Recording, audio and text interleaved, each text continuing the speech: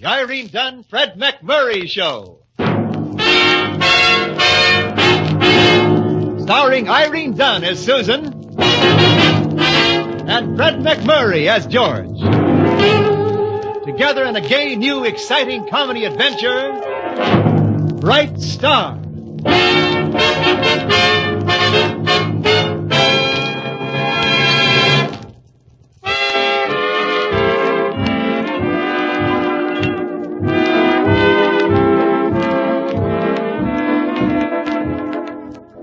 The Irene Dunne, Fred MacMurray Show, starring Irene Dunne as Susan Armstrong, owner and editor of the Hillsdale Morning Star, and Fred MacMurray as George Harvey, Susan's ace reporter. And today at the news, we find the team of editor-reporter functioning as smoothly as they usually function.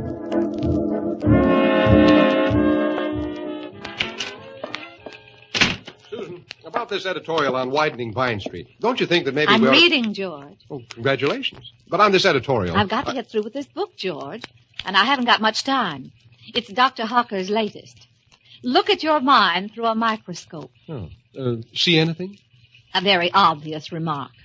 You are familiar with Dr. Hawker's syndicated column on scientific living, which we are lucky enough to run in our paper. I live as unscientifically as possible. No, that's hardly a news item. Dr. Hawker is coming to Hillsdale on a lecture tour, George, and he's going to be here this afternoon. Oh, good. Naturally, I want to be familiar with his book. Well, don't you worry about it, Susan. You just turn old Hawker over to me. I'll take him night clubbing tonight with a couple of friends, and he'll think that the Hillsdale Morning Star is the greatest little paper in the entire country. George, Dr. Lionel Hawker is not a corset salesman. Through his column, he guides the lives of millions of Americans daily. And look at us. And it's extremely important that he be received here in this office by someone of intelligence and understanding. Oh, me, obviously. Therefore, George, I shall want you to remain as far away from the office as possible the entire afternoon. Susan, there are times when I doubt that you care. No, it isn't really that, George. It's just that your manner at times, well, it's... All right. Shall I stand in the cellar all afternoon? Oh, no, of course not. I have an assignment for you. At the Abernathy College for Girls. Well. You're to interview Dean Abernathy. Why? Well, she's incorporated her social theories in a new book, George, and it's called Why Men. Why Men?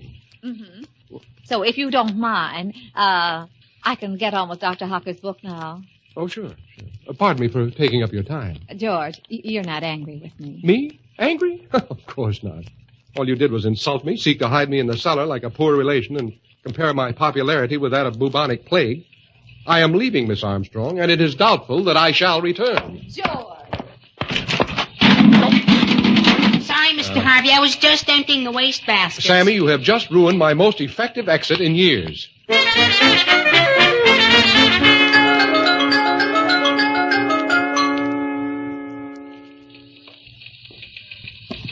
Excuse me, young man. Yes, sir. This is the office of the Hillsdale Morning Star. Yes, sir. I, young man, am Dr. Lionel Hawker. Oh, Miss Armstrong's expecting you, Dr. Hawker. Ah. Miss Armstrong's office is right through there, Dr. Hawker. Thank you, young man. Thank you.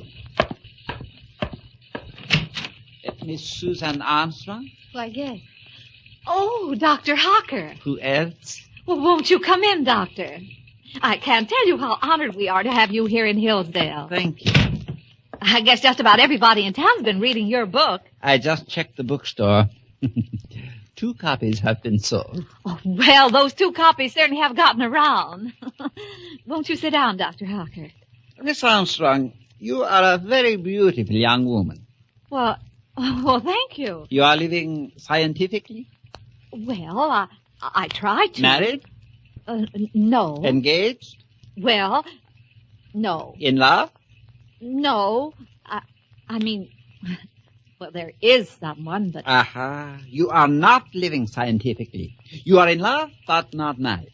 You must put yourself in my hands. Oh, but really, Doctor... It is nothing. Shall we say this evening at your home? Well... Using the Hawker method, we shall have you engaged in a matter of hours. A few days, married. Soon, the patter of tiny feet growing swiftly to healthy adults, and all buying the books of Lionel Hawker. It is beautiful to contemplate. Doctor... Science, I love you. Shall we say tonight at 8? Yes. 8 will be fine. At 8, you will start to live. Until then... Phew.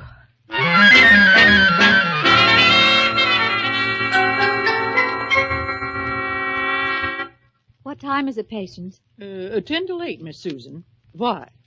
10 more minutes before I start to live. How's that again? That's when Dr. Hawker's coming. Oh. Does he hold you up by the feet and spank you? Scientific living, Patience. It's something like he describes in his chapter on Come Out from Behind Yourself and Live. Well, that sounds like a halfback running around his own end. And it's so true, Patience. We apply science to everything. Machinery, atomic energy, mass production, to everything but our everyday lives. And that's what I'm going to start doing tonight. Does George know about this? Oh, he will. He certainly will. Well, when you get George in a test tube and put him over a Bunsen burner, call me. That I want to see.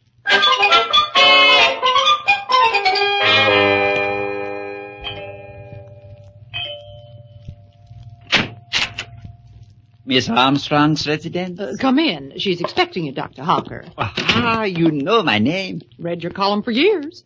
I wrote you for advice when I was thinking about being a housekeeper. And thanks to a correct and scientific choice, you have enjoyed many years of happy living in your chosen profession. Sure. Except you advised me to become a tomato picker. Miss Armstrong is in the living room. Oh, poor woman. She must be terribly unhappy. Ah, the lovely Miss Armstrong. A charming home. Charming. Thank you. Won't you sit down, Doctor? Now, let me see. I have your problem firmly in mind. A mother fixation on the part of your emotionally immature husband with a consequent rejection of the responsibilities of marriage. Dr. Hawker, I'm not married. Of course. I have your case firmly in mind. As I say in my chapter on Make Your Brain a Filing Cabinet, one should always... Well, not married, huh?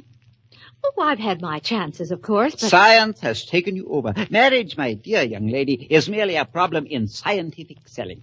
Selling? Scientific selling. You have heard of the AIDA method?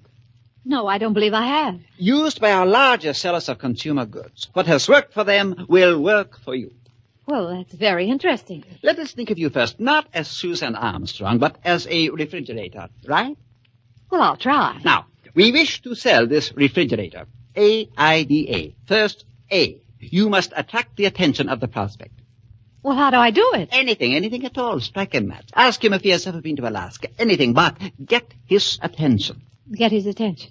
Next, I. Arouse his interest in the refrigerator. Demonstrate some of its unique features. Or in other words... Dr. Hawker, couldn't I be something else instead of a refrigerator? Why, certainly. How about a vacuum cleaner? Well... Or a garbage disposal? I'll be a refrigerator. Good. Next, D. Generate in the prospect a desire for the refrigerator. Mm-hmm. Now, well, what's the next step? Again, A. And this time, action. Well, couldn't we just skip the first 3 steps? Oh, not at all. Having secured the prospect's attention, having aroused his interest in the product, having instilled in him a desire to own the product, all that remains is to show him how quick and easy it is for him to take the final step. He buys the refrigerator. Well, I'm game for anything. George is coming over later this evening. I'll try it out. Miss Armstrong, as so many before you, you will find the Hawker principles utterly infallible. Really? Well, it's such a queer feeling. I don't know whether I'm about to be engaged or defrosted.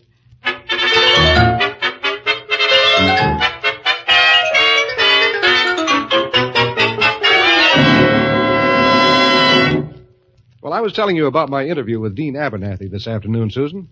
Her theory is that eventually men can be done away with. And then... George. The funny thing is she's not bad looking in a battle axe sort of way. George. A. Attract the attention of the prospect. Light a match. Ask if he has ever been to Alaska. Get his attention. You wanted something, Susan? George, have you ever been to Alaska? As a matter of fact, I have. What? It's funny you're asking that. I took a trip up there one summer while I was in college. Why, I could talk for hours on the totem poles alone. You see... Go on, George. Do go on. So much for step number 1.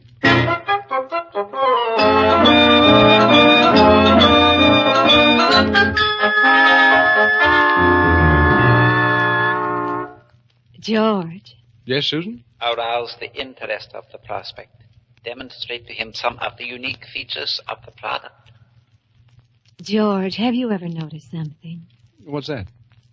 How you can work practically side by side with a person for months and months and never really see them. For instance, I never noticed until now the way your profile in a certain light reminds me of Barrymore's. Well, he wasn't bad either. And you most likely never knew how I, for instance, adore cooking. I thought Patience did all the cooking. Oh, that's just when I don't have the time. Cooking, huh? Well. And you probably haven't any idea about my other passion in life. Darning socks. Really? Really? Susan. Yes, George. What you just told me. You know I'm a bachelor. I gather that, yes. You won't laugh at me if I get up the courage to ask you something. I won't laugh, George. Promise? Promise.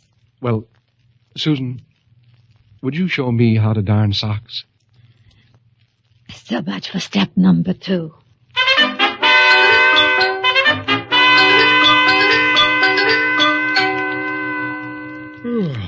What time is it, Susan? Oh, it's early yet.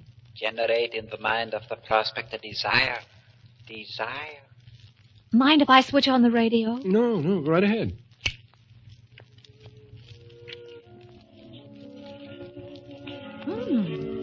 Good band. Yeah, not bad. You wouldn't care to dance. Why not? Why, George? Oh, I have my moments. Travel on.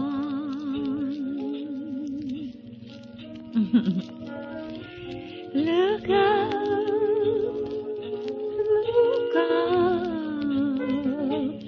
and see. This is nice, isn't it? Music, dancing. You, of course. Yes, George. Susan, it's funny.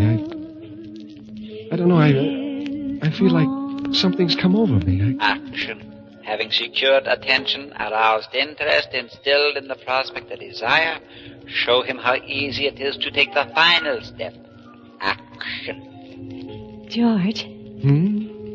You said something had come over you. What? I can't explain it, Susan. It's strange. It's almost like I was getting a thought wave from you. Almost as if you were impelling me to take some action. Yes, George. Susan, you know, I have the strangest desire. What? I know it's irrational and irresponsible and everything else, but I want to go out and buy a refrigerator. Oh, no.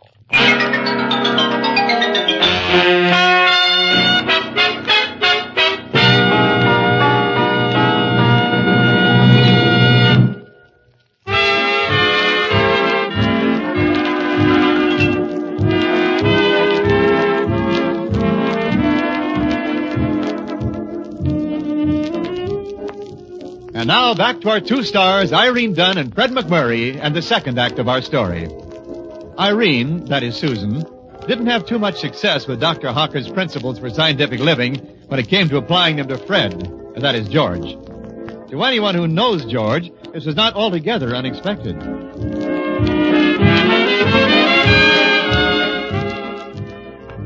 I'm leaving for work now, Patience. All right, Miss Susan.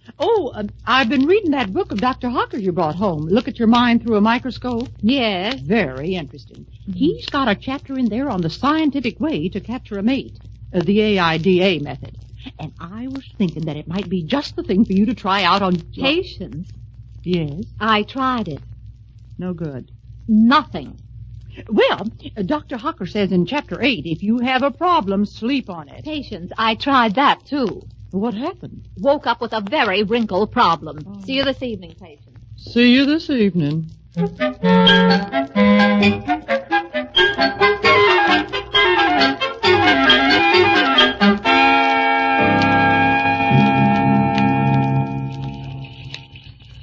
Read Dr. Hawker's column this morning, Mr. Harvey? Can't say that I have, Sammy. What vital message is he giving to waiting America? Start the day with a smile. I'd rather start it by going back to sleep. This morning, try greeting your associates not with a sour look, but with a bright, beaming smile that says, "Isn't it great to be alive?" Well, try anything once. Here comes Miss Armstrong. Oh. Good morning, Susan. Isn't it great to be alive? Ha! Well, Sammy, what else is new?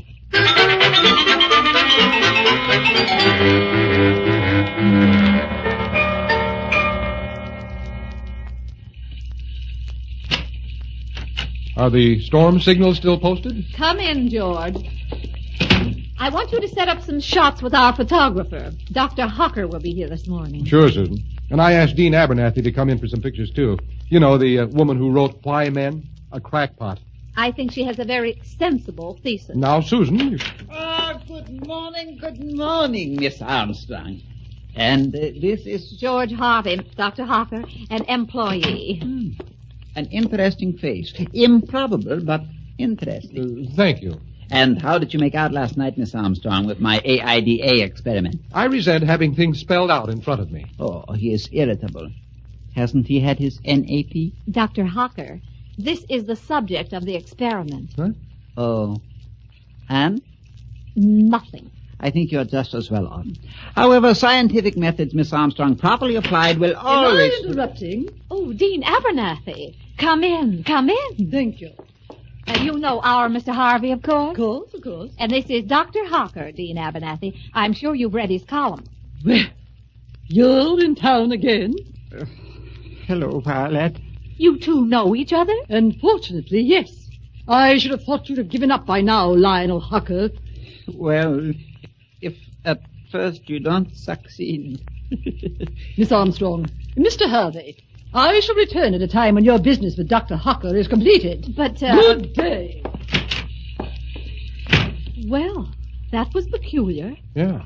What's the story, Dr. Hocker? Merely a little misunderstanding which time and scientific principles will... I might as well admit it. Miss Armstrong, Mr. Harvey, Lionel Hocker, outstanding exponent of successful scientific living in the world today, I am a failure. But you can't be. A failure. For years I have pursued Violet Abernathy with an ardor unmatched since Antony and Cleopatra. And for years I, who have counseled millions on how to love and be loved, I have been utterly and completely spurned. A failure. Oh, now, cheer up, Doctor. You know, start the day with a smile. George. Oh, where are you going, Doctor? Where? I think I shall kill myself. Isn't that sad, George? Oh, yes, very sad. We've got to do something for him. Sure. The world's greatest exponent of success, in love with a woman who hates men. We've got to help him. Well, we might give him a copy of his own book. No, the time for books is past, George. Get your hat. We're going after Dr. Hocker.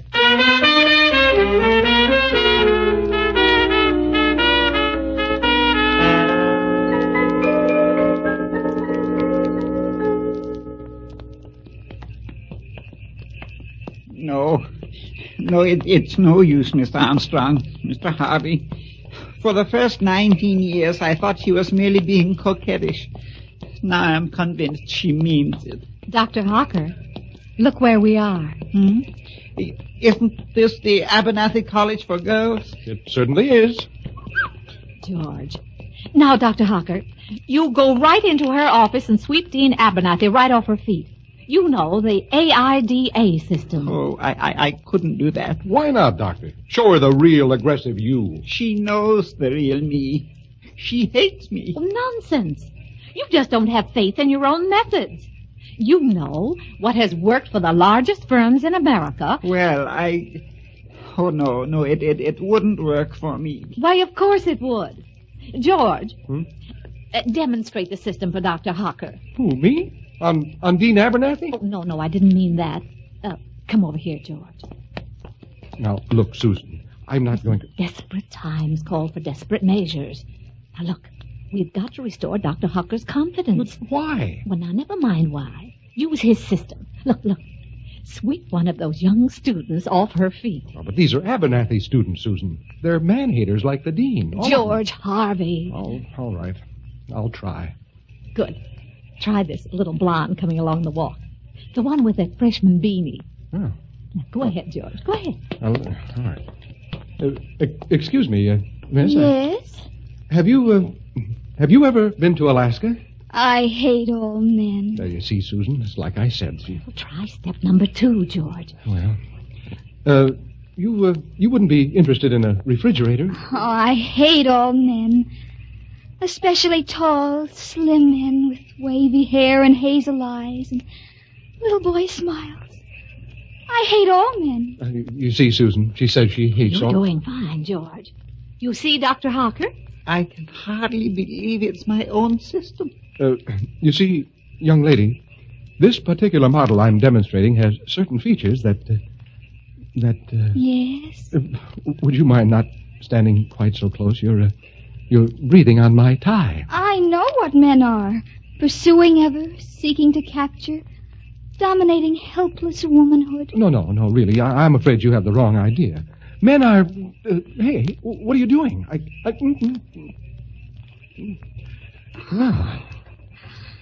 Oh, I hate all men. Well, she certainly hated men, all right. Yes, I noticed that. Like a cat hates cream. And you think that if it worked for Mr. Harvey, it would work for me? Of course. Confidence. That's all you need. Right. As you put it in your book, Doctor, do it now. Well... Now, you go in there and assert yourself, Doctor. You know what you say. What the world thinks you are, you are. I told you. She knows what I am. You won't go in and overwhelm her. I can't. I am a failure. All right. George, you and Dr. Harker wait here. I'm going in and use my own system. Oh, Susan, do you think it's safe? Perfectly. Dr. Harker, what has worked for 4,000 years will work for you. But Let her go, Dr. Harker. In moments like this, there's no use arguing with her.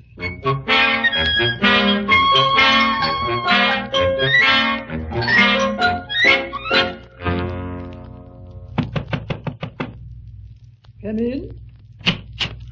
Well, Miss Armstrong, what can I do for you? Dean Abernathy. It's not about Lionel Hucker.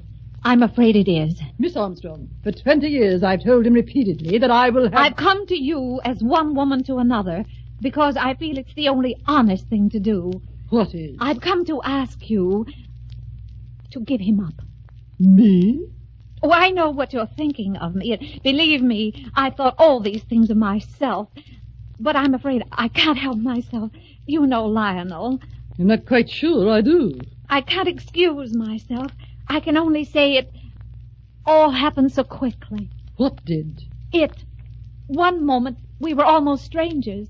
The next, he caught my attention almost hypnotically, and then I felt a strange urge of interest, and then I was struggling weakly in a whirlpool of desire, and then... Then? You must give him up. Miss Armstrong, this is Lionel Hucker you're talking about. The real Lionel Harker. And he's caught you in a whirlpool?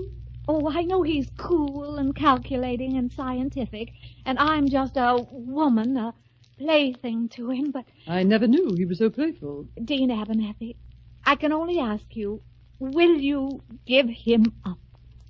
Miss Armstrong, I'll never give him up. Good for you. What? I mean, good for you and tragic for me. But I'll get along somehow. Where is he? Outside the door. I'll tell him to... Excuse me, Miss Armstrong, I'll tell him. Lionel? Yes, Violet? Lionel Hucker, have you... Yes? Have you ever been to Alaska? Violet, you mean... I certainly do. But I thought you... Alaska?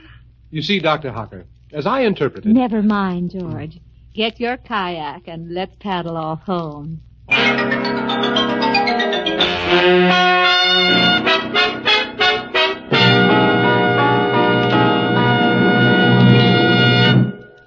Our stars, Irene Dunne and Fred MacMurray, will be back in a moment.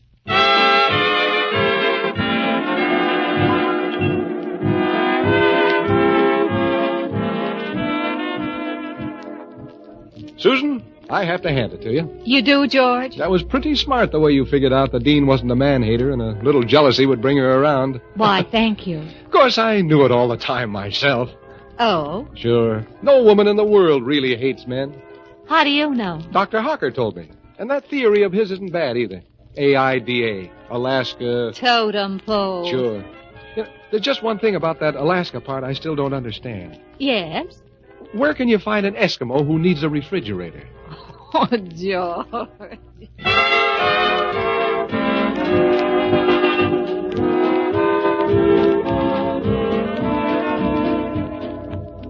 Irene Dunne and Fred MacMurray will be back next week in another exciting comedy adventure in the gay new series, Bright Star. This is Wendell Niles inviting you to join us then.